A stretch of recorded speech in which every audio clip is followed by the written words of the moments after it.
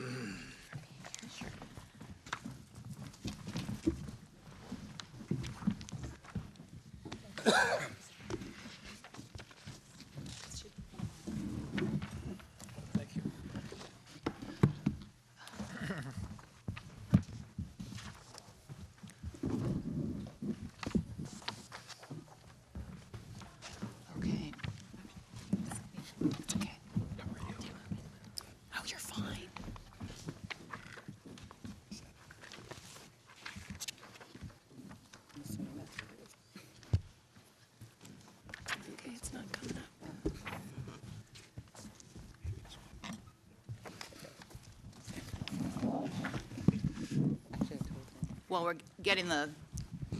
getting the PowerPoint going, I will begin and introduce this item. In January of 2008, the Chancellor's Office brought a presentation to you regarding the state of mental health services for our students. And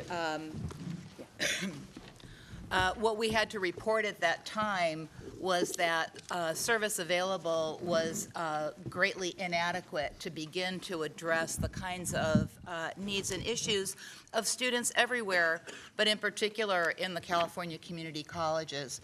And so we were aided in that by the two people who are here again with me today, Mary and Vic Ojakian, who have a very deep and personal connection to this issue, because they lost their son to suicide when he was a student at the University of California, Davis at age 21.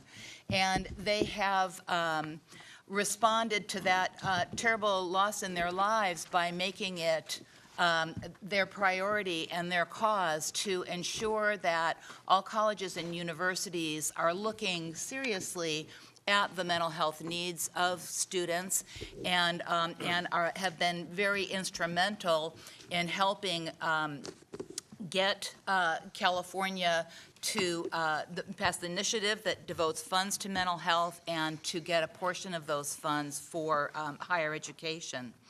We are going to be telling you about a new grant that we've just received of $6.8 million to help support mental health services in our system, and we're very, very excited about that. So I'm going to, without further ado, turn this over. I don't know if Mary or Vic is going to start. Mary will go first. All right, and let them talk to you about their views on this issue.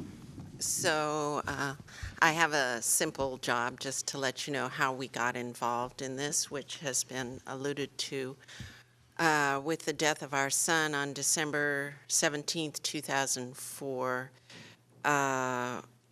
when he was a senior at UC Davis. He was studying physics. He had a job with the transportation system in town.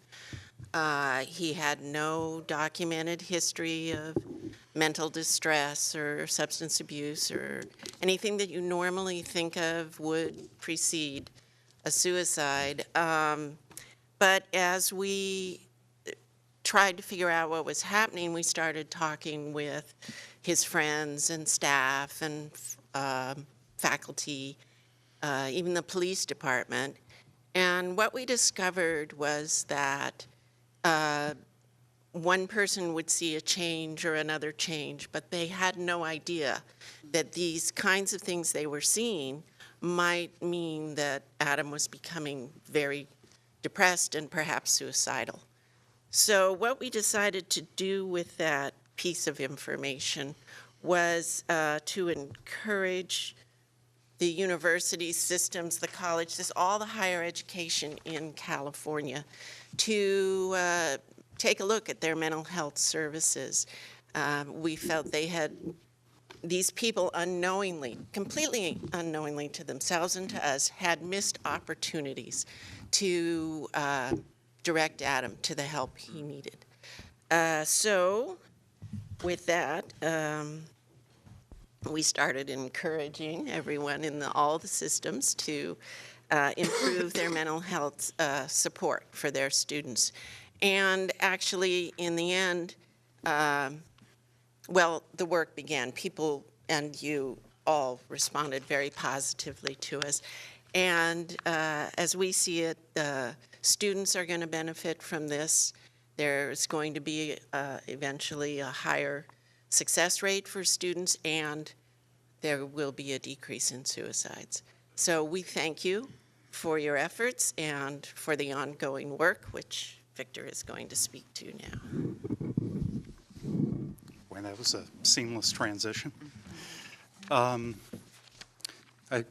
recognize a few faces in the room because it was almost 4 years ago to the day that we came and addressed this same board. Different members, of course, some different members now. But I think what we said 4 years ago is still applicable today, and that was that we know that in this room, lives have been affected by both mental illnesses and possibly suicide, that people have lost loved ones, unexpectedly and suddenly, and that it's had an impact on your lives. So we know that hasn't changed. Mary and I set out with a simple goal several years ago, the same goal that when we came and spoke to you 4 years ago that we had, and that is we just try and save lives. We're not trying to complicate it with too many things, but that's just simply our end objective. From your end, as Mary commented, and we did a white paper on this at the federal government level, we know that students graduate at a higher rate, 14% higher, if they've had good mental health services versus their peers who haven't had that. So there's practical reasons for this system and any of the other ones that we've worked with to be involved with this. So 4 years ago, we suggested a group of recommendations, and I just wanted to quickly go over some of those because I know that some of the other folks that are speaking will do that, but I want all of you to know that you've made some accomplishments, and frankly, we're here again today so that you continue to do those things and build on them, and we think, again, the advantage will be to all of us in the room.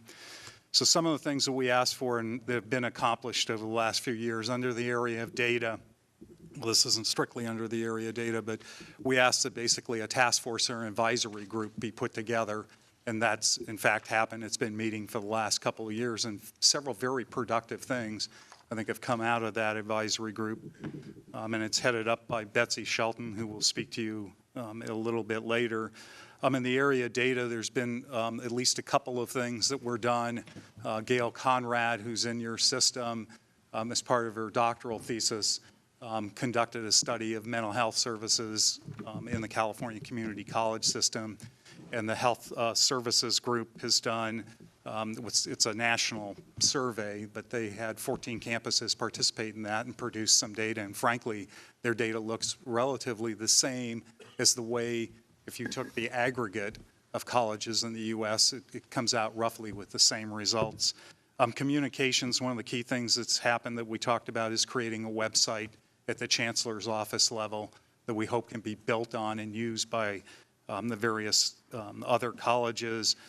Under organizations, if you're not familiar with this, there's the California Community College Mental Health and Wellness Association. They call themselves MEWAC.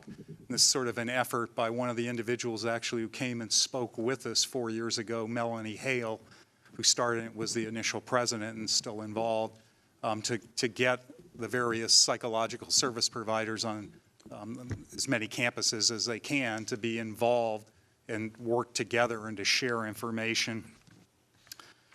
A few campuses, if I remember this right, have done some peer-to-peer support group work.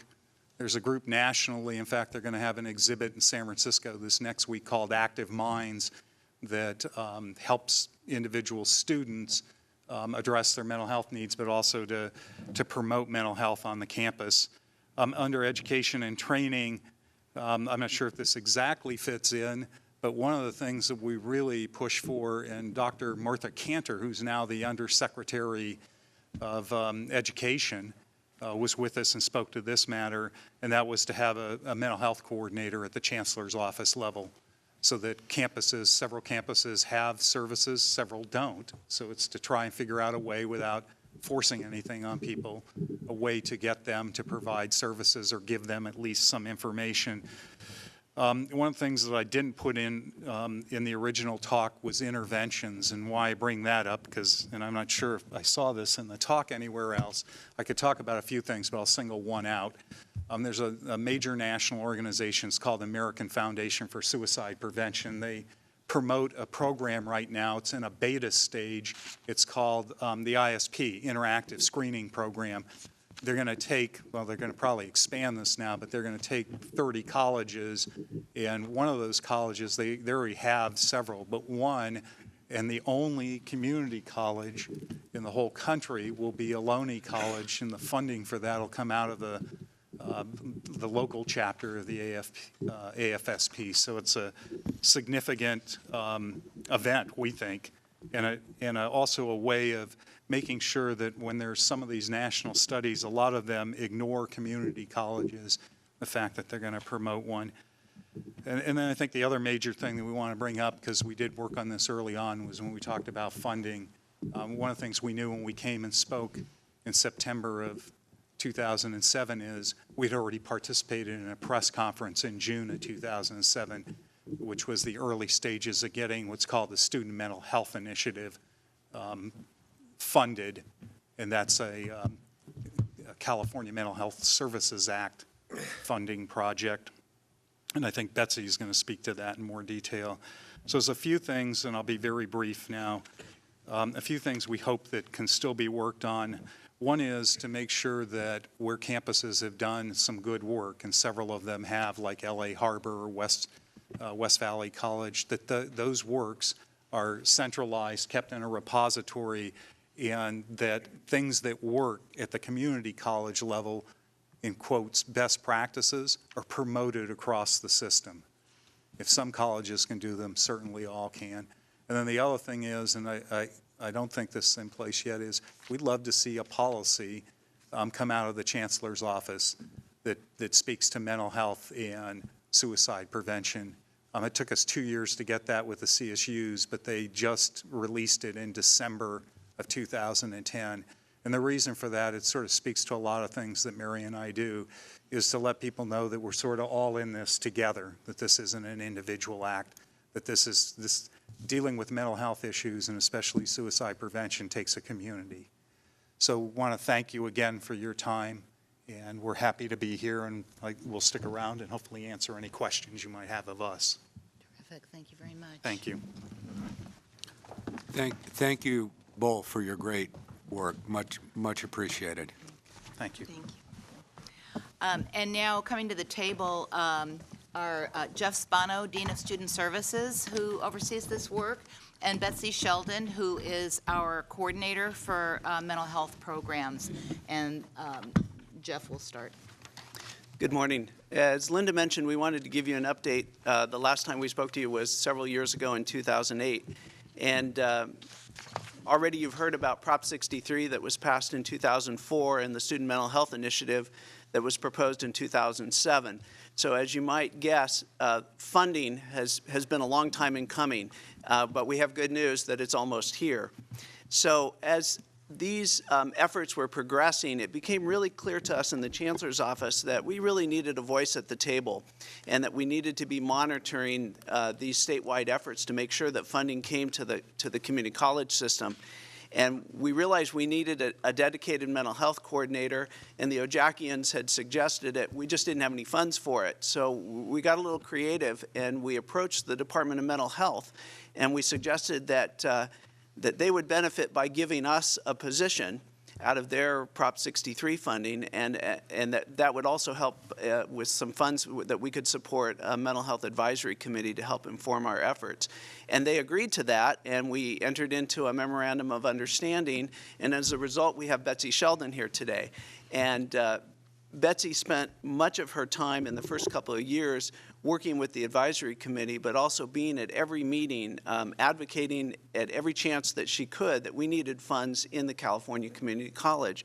And her voice was heard. And so I attribute the fact that we have this grant in many ways to Betsy's kind of nonstop efforts to represent us in those meetings. Along the way, we've done a couple of other things that Vic and Mary suggested. We have beefed up our website. We also had an opportunity to go after some funds from the Zellerbach Family Foundation, and we used those to provide faculty and staff training on mental health issues related to veterans. So Betsy's been busy. The good news is that we finally saw an opportunity to go after funding, and that was in February of this year, and we had a very short time to write a proposal. And I think Betsy told me she ended up having a broken wrist or a broken bone in her wrist and didn't even know it, but she kept typing. So we worked closely with the foundation, and we submitted a proposal in April by the deadline. And in June, we were told that that funding was coming our way, or at least they were beginning to enter into negotiations with us. I wish I could tell you today that we have a signed contract. I can't, but we're very, very close. And we think that that'll be coming any day now.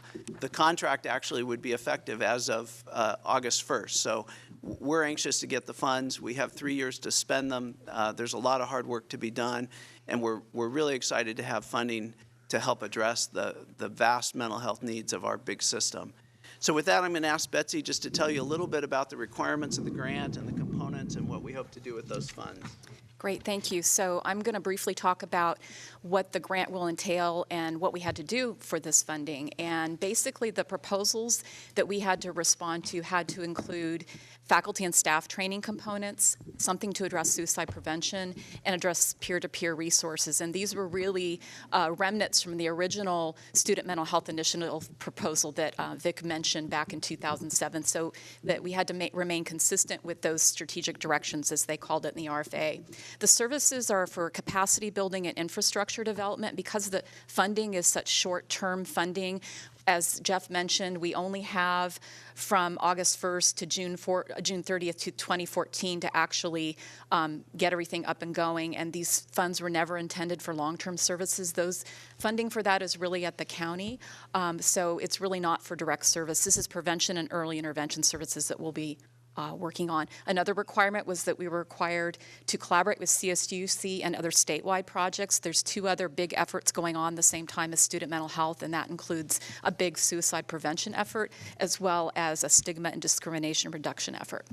So in terms of what we ultimately ended up developing and responding, and a lot of it was Vic, when I first came to the Chancellor's office, I found several things that Vic and Mary had developed, and it was very easy to go to those documents and find what we should really respond to. It held up well over the years.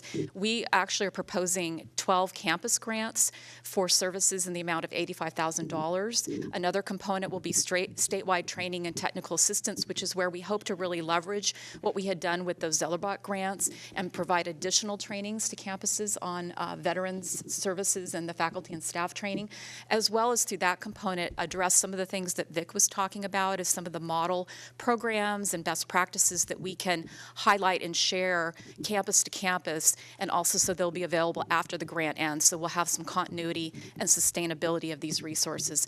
Finally, another component that's been very important to our campuses are some sort of online training for faculty and staff. Because of the size of the system and the difficulty for people to travel and even attend training all day, we actually have proposed to do something online, and there are several models out there that are effective. One is At Risk, that's developed by Cognito, and QPR, which is Question, Persuade, and Refer, is another model. So we're looking at being able to do something like that so that we can actually have that available for all of the campuses.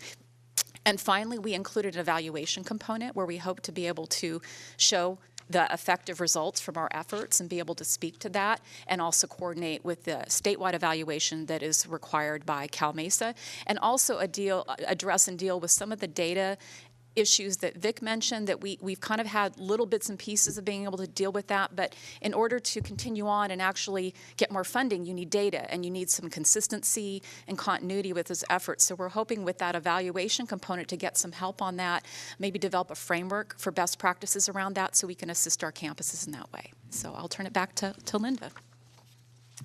We don't have time to tell you everything that's going on, but I hope that we've helped to let you know the significance of work in this area for our students and our campuses.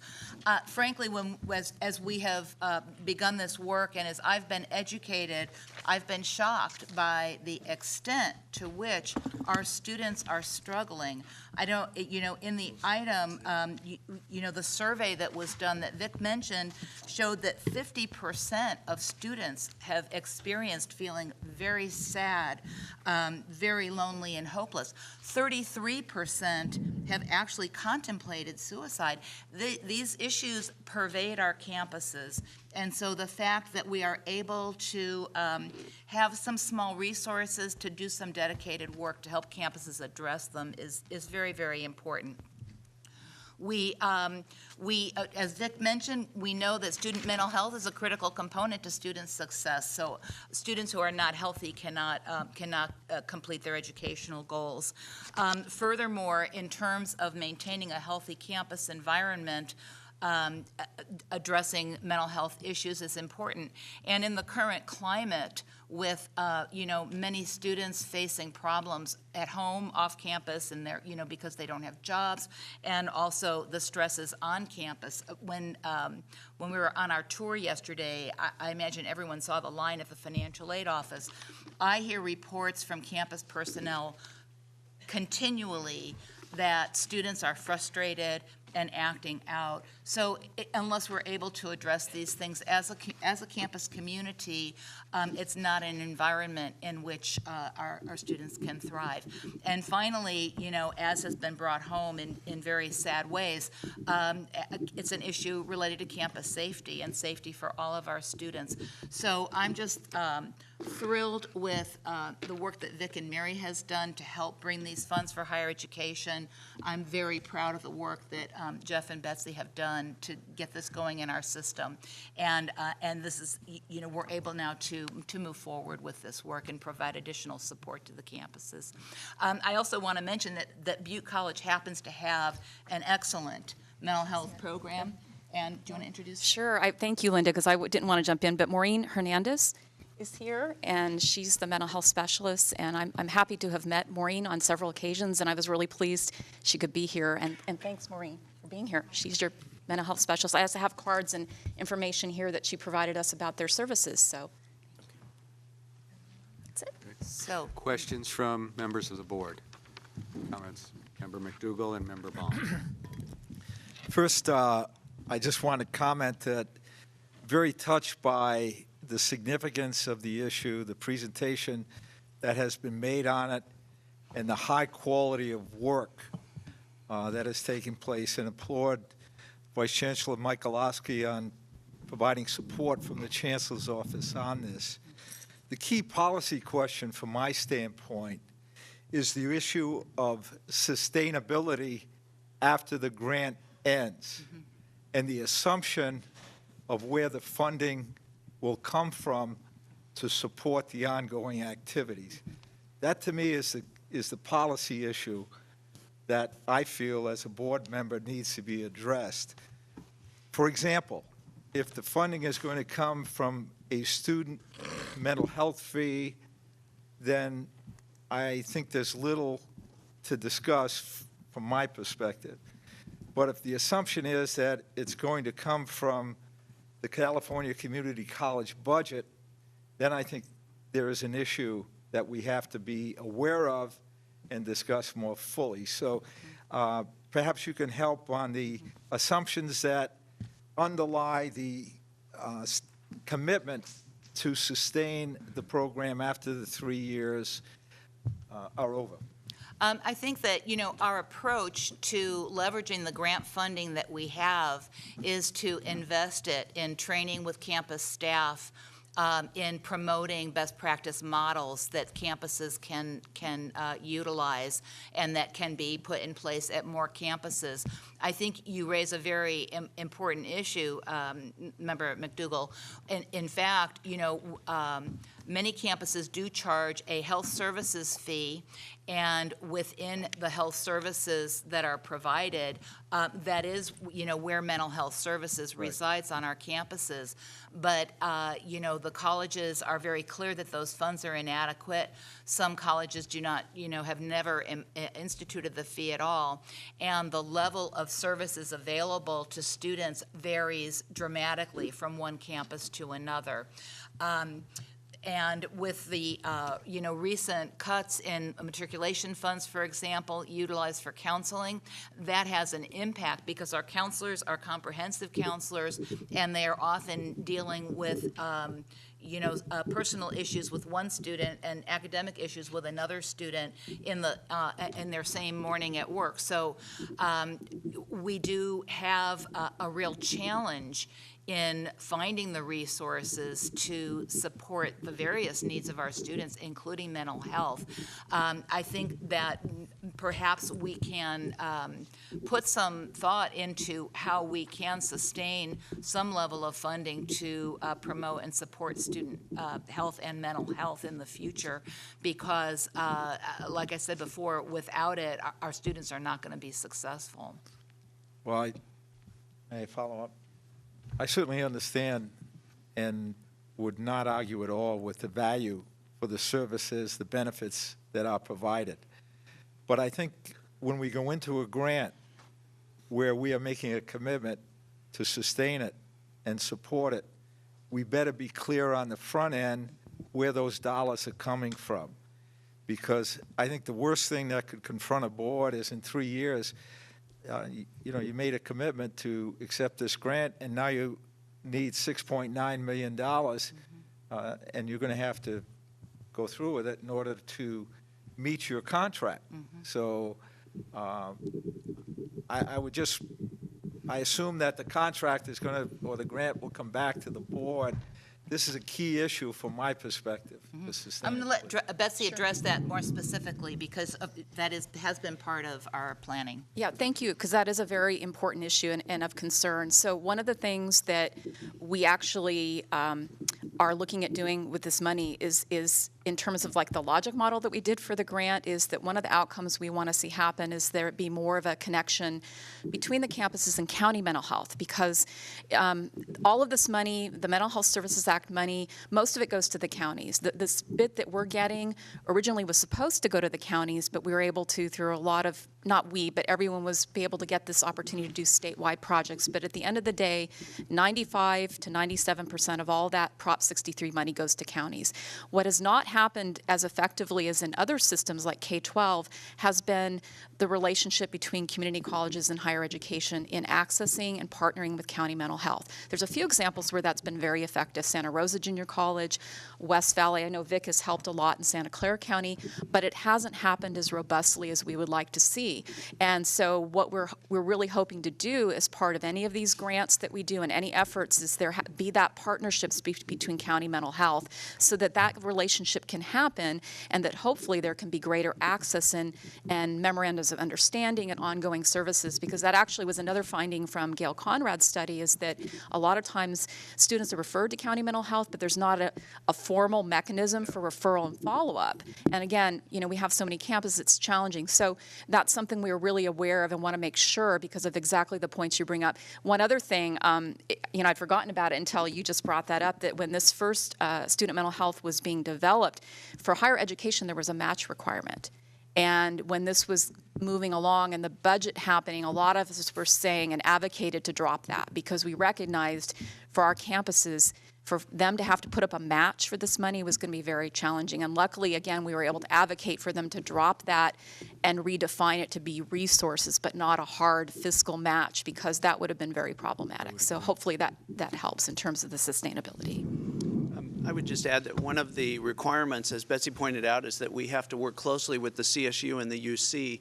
So we're actually able to leverage these funds, because the requirement is that we work with them. Their requirement is that they work with us. And so not only can we use the funds that we have, but if they fund something that is useful in our system, there's a sharing going on and a talk between the three segments about how do we best pool our resources, in a sense, to ensure that we get the most bang for the buck out of these funds. Member Baum, then Member Baca. Thank you very much for the presentation. I wanted to reference a point that Mr. and Mrs. Ojakian made, that I wanted to find out what the policy that was adopted by the CSU and the UC systems were, and then what type of similar policy recommendation would they urge the community college system to adopt on a policy level? So that's a good question, and I'll preface my remarks by saying this. There are not a lot of policies that have been written in the U.S. in the area of suicide prevention. Sort of the guiding light is the work that the U.S. Air Force did that some of us try and leverage from because we saw how effective it was in them lowering their suicide rate. So there's not a lot of policies, and again, I'll be honest with you, I've written some of the policies for different jurisdictions, including the city that we live in, the county that we live in, and some other areas. But instead of me reiterating, when the CSUs had a health policy already in place, what it didn't have, and this sort of become part of the national debate where we have things around companies providing health insurance but not necessarily having a mental health clause in it. So what they did was they added on this additional thing. So here's what I was going to say. Instead of trying to go through that with you, why don't I send it to Linda? It's out there online. Any of us can find it, and you can see what they did. So the CSUs modified their health policy to include a new dimension that. Yeah, actually, they issued the chancellor, I think it is, because each of the systems being a little different, he issued an executive order. Right. And it sounds like one of your board members is familiar with it, and it's easy to find, and we'll do that. At the UC level, really the policies incorporated into a study that was done that we requested back in 2005, and a document was issued in 2006, a voluminous document, and it covers all the various aspects of the UCs, what they need to do, and they have 3 categories of recommendations. They followed that up with an implementation plan and showed the funding behind it. And what they did do is they used an existing service fee for students. They increased it. It was a fee that hadn't been increased in 25 years, I think it was. And if we had time, I'd address the issue about funding, because I can always appreciate that. So I served 8 years in office as a Palo Alto City Council member. 6 of those years we were in a down cycle. But the one comment I will make on that, without belaboring all this, is I will say this. I think we should rejoice at the fact that in the worst recession maybe this country's had, this system's going to get $6.9 million. And so I always start from a positive point of view to say we have something to work from. And then I would just say on my behalf, and I don't know if I expect my colleagues share it too, if there's a policy recommendation that comes through from the chancellor to the board, I think you have a receptive group here that would like to do what we can at the policy level to encourage these efforts. So I'll get you the CSU, or it sounds like even some of your board members can do that. I'll get you what the CSUs did. I'd be happy to work with anybody in the chancellor's office on writing a policy. As I said, I've got a couple of examples of things I've done at the local level, more for government, city and county jurisdictions. Thank you. Member Baca. Well, first of all, I want to thank you for your work on this very important issue. Thank you. Linda, I've got a couple of things. Do you know offhand how many community colleges in the state maybe have a professional psychologist on staff? Yeah, we do know that. Or a crisis counselor. It just, Okay, Since thank I know you. this data too.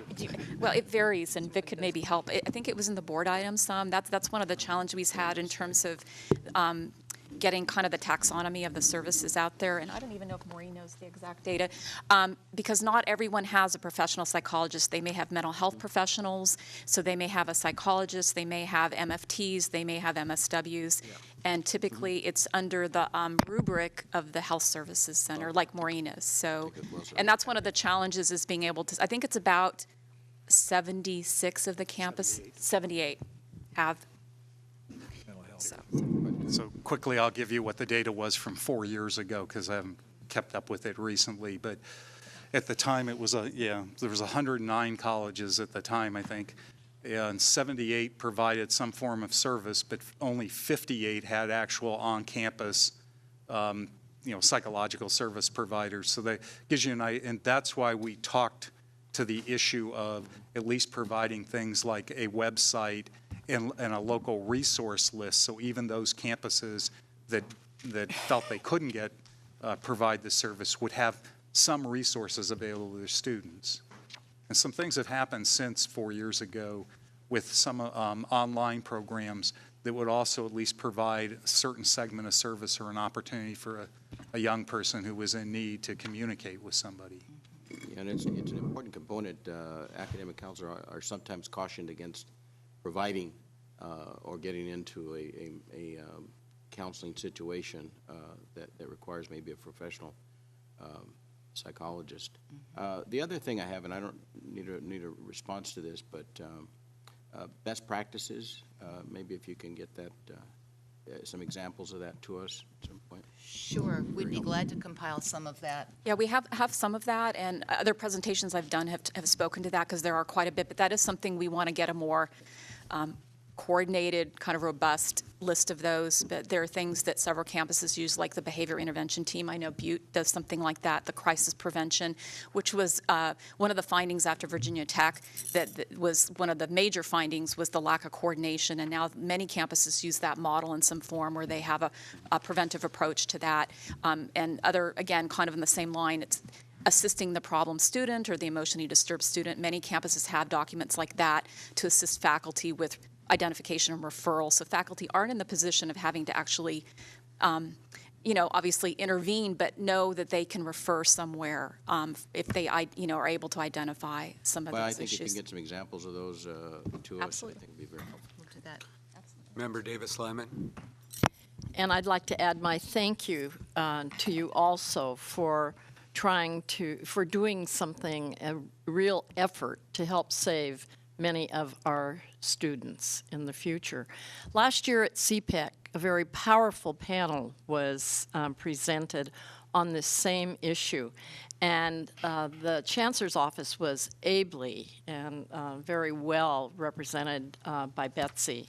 But as part of that panel, there was I believe, the director of counseling from UCLA and a person from CSUS Chico. And it was just jarring to hear the figures. The director of counseling from UCLA said 25% of their undergraduate students are seeking mental health care at UCLA. And when you begin to see the numbers that we're talking about, and with us grappling with student success, that is a part of the issue. Because these students were not able to study, to concentrate, to focus on what they were there for. And so I thank you very much for bringing this to the front. It seems like a long time, but things are moving as from when you were here 4 years ago. It was at that point that the person from CSUS system talked about the chancellor of the system felt so strongly about this that he had just issued an executive order to immediately get on to do something policy-wise about addressing this in the CSUS system. So I don't have the exact thing that happened, but I remembered that the chancellor felt so strongly about this that he did not bring it to the board. He took charge of it right then. So thank you again, all of you, for helping our students. Member Izumi, and then we're going to go to public comment. Well, I want to thank Vic and Mary for coming here again. I, was one of the few board members who was here. Actually believe that when you came to visit, it may have been my first meeting as president of the board. And so I well remember your coming here and your very moving presentation at the time. And I know that, all of us on the board were very committed to helping, in this area. And I want to congratulate the members of the Chancellor staff who have, really moved the ball down the field and done a terrific job in the wake of your presentation, and so that it wasn't just a isolated and moving plea, but it actually did start some very good things in motion.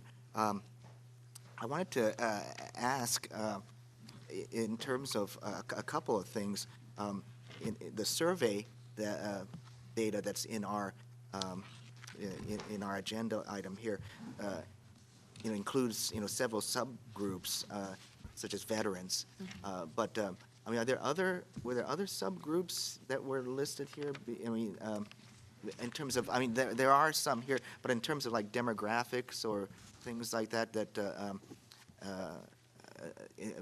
I'm just curious. That's all.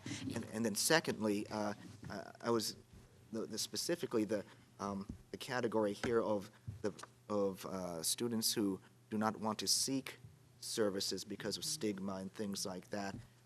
Are there specific models at any of the campuses where you have a little bit more aggressive seeking out of students that way so that they can get the services?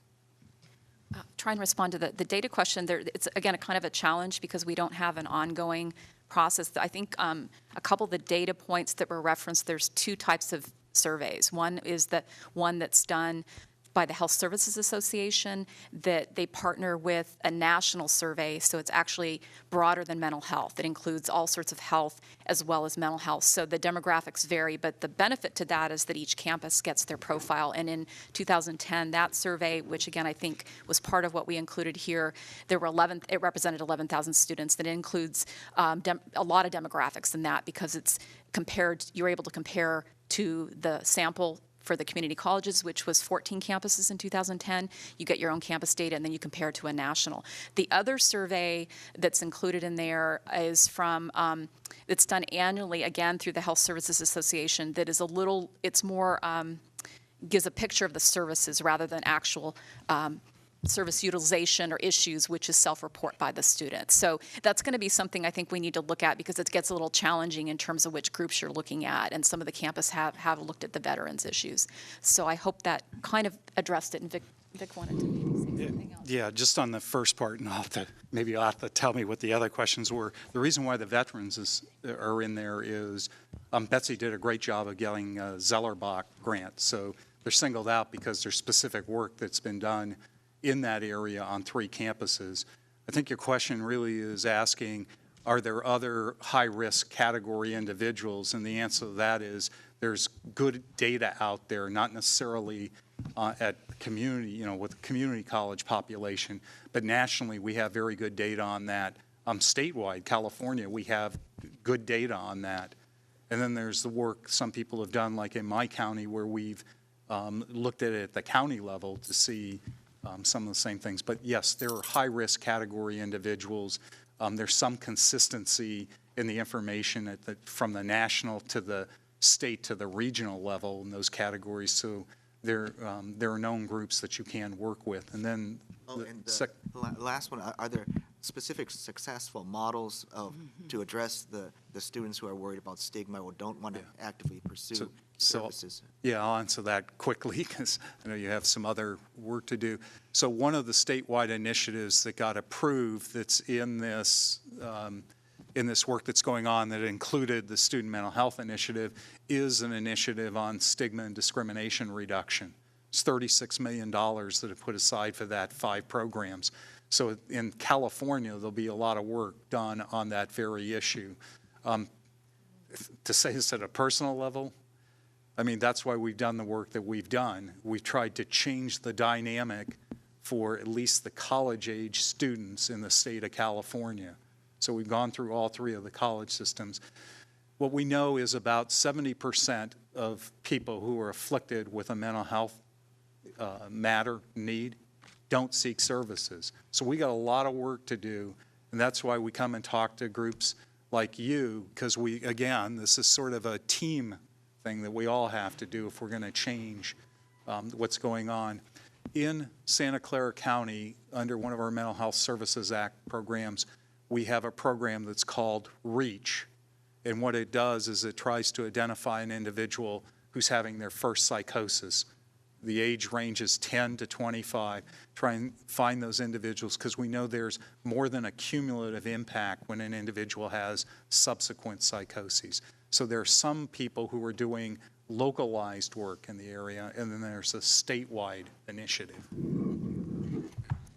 Thank you. Thank you, Mayor. I was just going to say that too. I know, again, Active Minds, which Vic referenced earlier, is specific to campuses, and actually this fall, they're coming to San Francisco, and they're also going to be doing the backpack tour at Mount San Jacinto as well as Riverside City College. So we've got a couple campuses participating in that. The other one is In Our Own Voices by the National Alliance on Mental Illness, has a program where people come on campus and speak about their own personal experience to destigmatize what they've been through. So.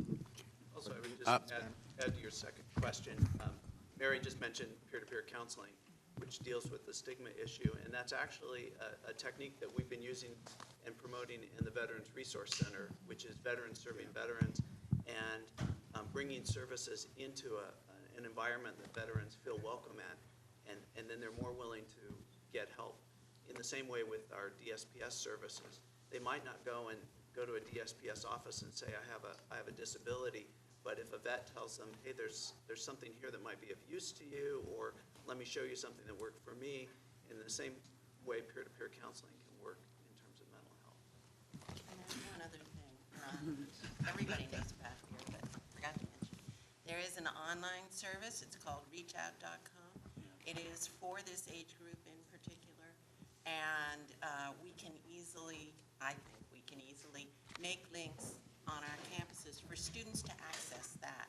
And that is a way of destigmatizing, because they're doing that privately on their own. It's monitored, it's nationally accepted, and it's just a wonderful service.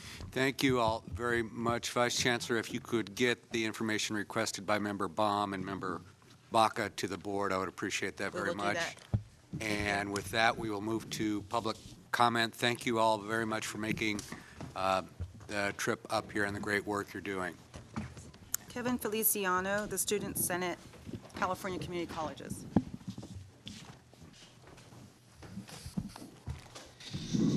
Hello again. I just want to say that this is an amazing conversation. On January 11th, 2004, I almost became one of those students who didn't make it through. And so the peer-to-peer part to me is really important. I've met students who need the help, and I tell them where to go and what to do. Growing up as a gay youth, I thought there was no support for anyone like me, and I thought that was really the only way out. I'm very grateful that Ohlone is one of these institutions that is going to be piloting the ISP from the American Foundation for Suicide Prevention. It's something that's really important to me, and I'm not technically speaking on behalf of the Student Senate, but for me personally, I think if the board can do anything to tackle this issue, now more than ever is more stressful for the students to attend college. The pressure to get out, there's not going to be a college for you when you get there. There's no jobs out there for those of us who graduate, and there's a lot of stressors on us both in our personal lives, our professional lives, and our academic lives that really put a strain on us. We have an amazing program at Ohlone College. We have amazing workshops during Flex Week about I have a student who, and then we learn about the different services that are available to us. So I think this is great. This is an amazing conversation, and I hope that we have more of it, because there's a lot more students than a lot of us think that are having these issues. And there's students like me. If I didn't get the services or the help that I needed at that time, I wouldn't be here today addressing you. So thank you for your time. Thank you.